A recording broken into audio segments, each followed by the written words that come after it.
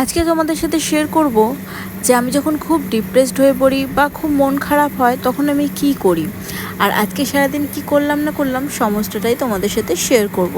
So hello everyone, good morning. আমি দীপিকা আবারও চলে আসলাম তোমাদের সাথে সুন্দর দিনের সুন্দর একটা ব্লগ শেয়ার করতে।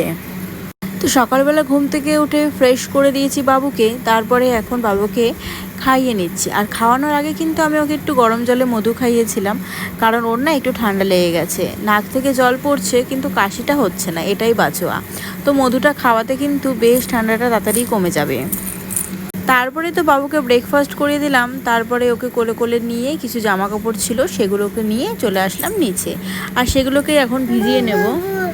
আমার যখন খুব মন খারাপ থাকে তখন আমি ঘরের কাজকর্ম করি। যেমন ধরো ঘর পরিষ্কার রয়েছে কিন্তু তারপরেও আমি সেই ঘরটাকে আবার ক্লিন করি। ঘর মোছা রয়েছে তারপরেও আমি ঘরটাকে আবার মুছি, মানে সমস্ত কাজ করা, কিন্তু তাও মনে হচ্ছে আমি কাজগুলো করলে পরে কাজের মধ্যে থাকলেই মনে হয় যেন আমার মনটা ভালো হয়ে যাবে। আর এই যে আমার ছানাকে সামলাতে সামলাতে মাঝে মাঝে মাথাটা এত খারাপ হয়ে যায়, বিশেষ করে রাত্রেবেলা যখন অনেকটা রাত জেগে থাকে না, তখন মনে হয় কি আর পারছি না। সারাদিন যেমন তেমনভাবে কেটে গেলে পরে রাতটা আর কাটতে যায় না।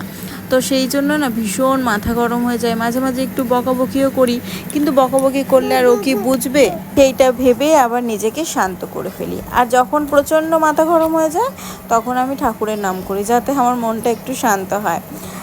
এই যে সকালবেলা ঘুম থেকে উঠেই দেখতে পাচ্ছ কোলে কোলে কিন্তু ঘুরে বেড়াচ্ছে ও বাবু, আর আমি কিন্তু কাজ করেই যাচ্ছি। কি আর করব, কোলে কোলে নিয়ে আজকে কাজগুলো করছি, কারণ ওর আজকে একটু যেহেতু ঠান্ডা লেগেছে সেই জন্য ওর মনটা ঠিক ভালো লাগছে না, বলতে পারো শরীরটা ঠিক ভালো লাগছে না, সেই জন্য মাকে ছেড়ে থাকবে না। তো এখানে আমি ভাত বসিয়ে দিলাম, আর ভাত বসানোর পরেই কিন্তু আমি আমার জিরের জলটা করে নিলাম, সেটাকে এখন বসে বসে খাচ্ছি। আর ওকে প্লেটে কিছু মুড়ি দিয়েছিলাম, সেটাও বসে বসে খাচ্ছে, আর আমাকেও বলছে তুমিও খাও।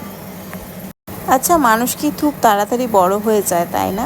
সত্যি কথা, এই দেখতে দেখতে বাবুর কিন্তু 2 বছর হতে চললো, অনেকটাই বড় হয়ে যাচ্ছে আর খুবই তাড়াতাড়ি বড় হচ্ছে। সবাই বলে যে মেয়েরা নাকি খুব তাড়াতাড়ি বড় হয়, মেয়ে ছেলে বলে কোনো ব্যাপার নেই, সবাই কিন্তু এখন একটু তাড়াতাড়ি বড় হয়ে যায়।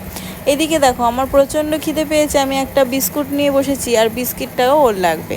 আর এই বিস্কিটগুলো এত নরম যে মাঝে মাঝেই ভেঙে যায়, মানে একটা তুলতে গেলে আর একটা তো ভাঙবেই ভাঙবে।